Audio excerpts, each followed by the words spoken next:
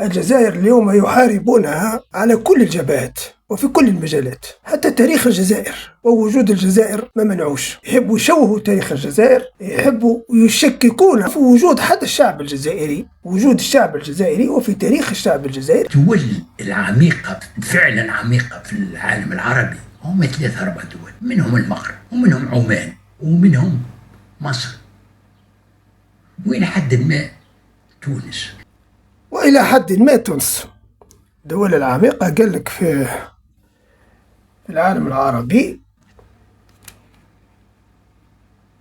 قال لك المغرب وعمان ومصر، وإلى حد ما تونس إلى حد ما قالها لأنه تونسي إلى حد ما، والجزائر ما كانش يعني، حتى الجزائر ولو شوية يعني إلى حد ما، حتى الجزائر يعني على الأقل كان يقول والجزائر حتى هي إلى حد ما.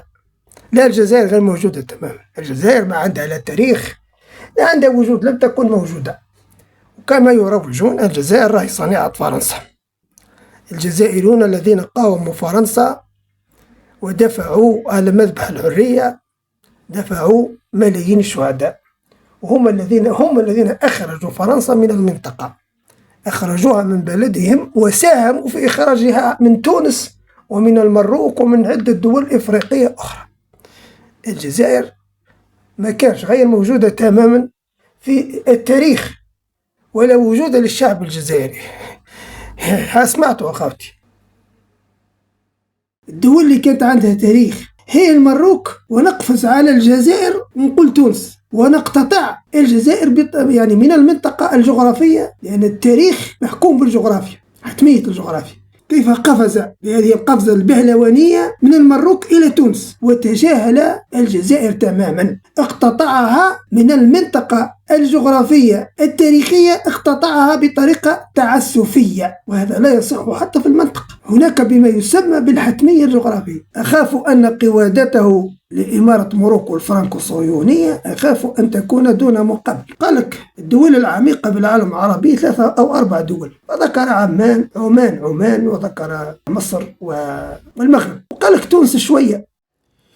المنطقة كلها المغاربية تشترك في عدة عناصر، ما نقدرش نقولوا باللي كاين غير 3 ولا 4 دول، وتونس شوية برك، والجزائر ما كانش، وموريتانيا ما كانش، وليبيا ما كانش، الصحراء الغربية ما كانش، كانت غير تونس شوية برك. صح المروك كان عنده تاريخ وكان عنده حضارة ومعروفة وكذا وكذا، هذا المنافق الكذاب. كل هذه المنطقة المغاربية كلها تمتاز بتاريخ يمتد لآلاف السنين، وكلها كانت من الحضارة الأمازيغية القديمة. هذا الاشتراك الأول. حاجة ثانية اللي اشتركوا فيها أن تاريخ المنطقة المغاربية في الحقيقة كله تاريخ مشترك ومترابط ومتداخل ومتأثر ويؤثر في بعضه البعض على مدى التاريخ كله، وكثيرا ما يصعب التمييز بينها، لأن الحدود لطالما كانت دائما متغيرة تبعا لموازين القوى. في التاريخ القديم وحتى التاريخ الحديث نسبيا، طالما كانت الحدود متغيرة تتغير الحدود، والمساحات والممالك والدول تكبر وتصغر تبعا لموازين القوى. العنصر الثالث اللي اشتركوا فيه أنه أغلب الدول